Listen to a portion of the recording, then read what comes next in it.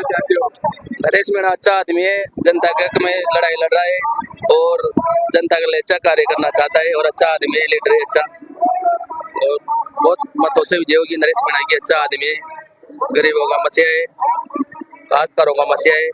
सभा में आए हो क्या? समर्थन तो क्या है, जनसैलाब आप देखो इधर, इतनी संख्या में मैंने पहली बार देखी इतनी जनसभा रैली। नरेश मीणा का इतना नेतृत्व, इतना शांति माहौल बना रखा है यहाँ पे जनता ने, जिसकी कोई सीमा नहीं है।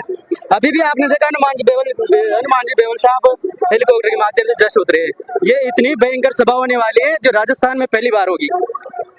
हाँ, पहली बार जनसैलाब बैठा है। नरेश मीणा के प्रति जनता का स्वभाव एकदम प्लस पॉइंट है और नरेश मीणा भाई साहब यहाँ से भारी मतों से विजय होंगे। हाँ जी, आप यहाँ नरेश मीणा की सभा में आए हो, क्या कहना चाहोगे? नरेश मीणा ने अब के ऐसा इतिहास रचा है जो पूरा भारत में किसी ने इतिहास नहीं रचा। पहली बेर खून का पब्लिक ने खून का दान देके और इतना वो किया है जो आज तक भारत में किसी को खून का वो किया के ऐसा इतिहास रचा जो कभी रच नहीं सकता। मतलब आपका कहना ये है कि रक्तदान करके लोगों ने जो नरेश मीणा को और उनके माता पिता को जोड़ा है, वो आप उसको बहुत सराहनीय और पुण्य काम मान रहे हैं। बहुत सराहनीय और कार्यकर्ताओं का जनता का एकदम समर्पण मान रहे हैं। तुम मुझे खून दो, मैं तुम्हें आजादी दूंगा, वो नारा लगाया था। किसने लगाया था ये नारा? किसने लगाया था? सुभाष चंद्र बोस ने। सुनो, तो ये जनता नरेश जी भाई साहब के लिए खून दे रही है। नरेश जी भाई साहब आजादी को आजाद कराएंगे, ये उनका नारा है। और जन क्रांति को लेकर चुनाव नहीं है, ये जन क्रांति है, लोगों को जागने की क्रांति है, किसानों को जागने की क्रांति है, गरीबों को जागने की क्रांति है। और ये अंता विधानसभा में आ चुकी है। आप यूं मान के चलो, दोनों पार्टियों का धुआं निकल रहा है। आज की सभा देख लो आप, जिस दिन बचन लाल जी सीएम साहब आए थे, उस दिन की सभा में नरेश भाई साहब के नारे चल रहे थे। और आज अभी ये देख लो आप, हनुमान जी बेनीवाल जी भाई साहब के लिए गोटा मंगवाया है, अभी वो घुमाएंगे इससे। नरेश भाई साहब ने भी ये ले रखा है, ये किसान का है। हाँ, इंकलाब इंकलाब। क्या कहना चाहोगे आप? बहुत बढ़िया है, बढ़िया है। नरेश जी के समर्थन में आए हैं, उनके समर्थन में आए हो, तो क्या कहना चाहोगे आप? युवा नेता है यार, बढ़िया। अगर तो उनका गरीबों का मदद करता है, बढ़िया। तो फिर बढ़िया अच्छा, जीतना चाहिए आपके हिसाब से? जीतना क्या चाहिए? जीतेगा। जीत पक्की है 100%। उसमें निराश होकर बोलने की कहाँ जरूरत है?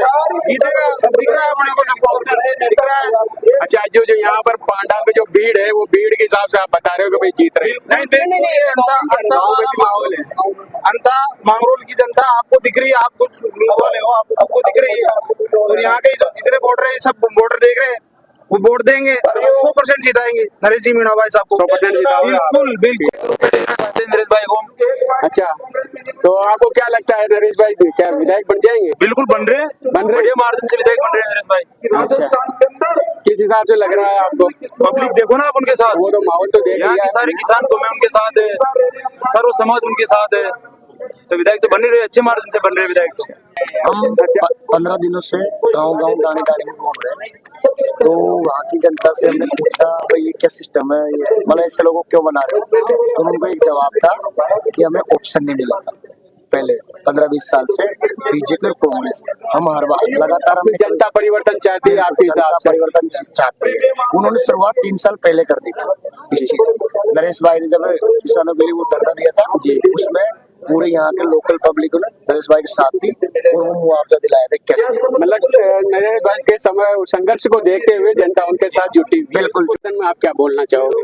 मैं ये बोलना चाहूंगा, बहुत अच्छा आदमी है और बहुत अच्छे उसके विचार भी है, और मुझको लगता है कि वो अब के बार किसानों का में बहुत अच्छे काम कर रहा है, कोशिश कर रहा है। अच्छा, और काम अच्छे कर रहे हैं।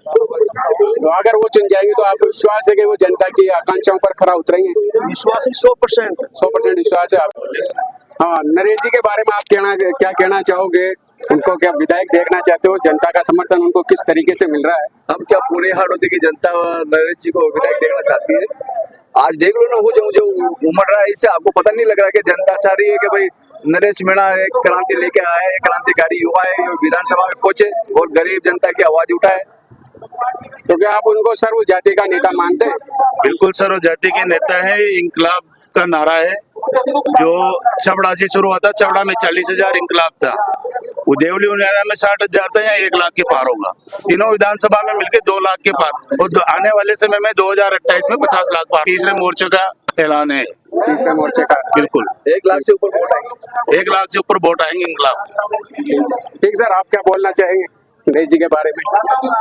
नरेश जी के बारे में बोलना चाहते हैं सर, बढ़िया नेता है और नई पीढ़ी का लड़का है और अच्छी संघर्ष कर रहा है और सबको जगाने की कोशिश कर रहा है, राजस्थान को जगाने की कोशिश कर रहा है, बीजेपी और कांग्रेस से आजाद कराने की कोशिश कर रहा है। मतलब आपका कहना ये है कि अब नरेश मीणा जो जिस तरीके से राजनीति में प्रवेश किया है, उस तरीके से वो राजस्थान में परिवर्तन ला सकते हैं राजनीतिक रूप से? बिल्कुल बिल्कुल। ठीक, कहना चाहोगे आपको उनको किस रूप में देखना चाहते हो? नरेश जी एक तरह से हाड़ौती में क्रांति लाएंगे और वो उस शोषित और किसानों को मुआवजा दिलाने का फर्स्ट काम करेंगे। जिस तरीके से उन्होंने भी यहाँ मंच से घोषणा की किसानों के लिए संघर्ष करने की, तो 25 साल से संघर्ष कर रहे हैं, तो आगे भी संघर्ष करते रहेंगे, रोडों में संघर्ष करते रहेंगे और जो भी यहाँ के धन्ना सेठ लोग हैं उनको बाहर निकालेंगे। उनने गुंजल साहब के लिए जो 3 लाख से बिल्ला जीतता था, वो उनको मात्र 40,000 रुपये ला के रख दिया था, सिर्फ 15 दिन की मेहनत में। नरेश जी तो नाम है जो पूरा राजस्थान परिवर्तन कर सकता है। देख लो आप, लाखों के भीड़ है, कितना मुआवजा दिया है इन्होंने बीजेपी वालों ने। सिर्फ एक नरेश मीणा है जो उनको मुआवजा दिला गया है और उनकी आप हालत देखो और पहले क्या हालत देखो। बीजेपी वालों ने तो 5 पकड़े दे के परी कर दिया था उन। जहाँ पर नरेश मीणा के जो रैली चल रही है, इस रैली के पीछे ही ग्राउंड में हमारे पीछे कुछ उनके समर्थक बैठे हैं जो इस बारे में बता रहे हैं कि नरेश मीणा ने जो अब जिस तरीके से ये सभा की और इस सभा में जिस तरीके से भीड़ उमड़ी है, उससे ये तय किया जा रहा है कि राजस्थान की अब राजनीति में परिवर्तन होने वाला है। राजस्थान का ये बड़ा परिवर्तन तीसरे मोर्चे के रूप में अब सामने आ सकता है।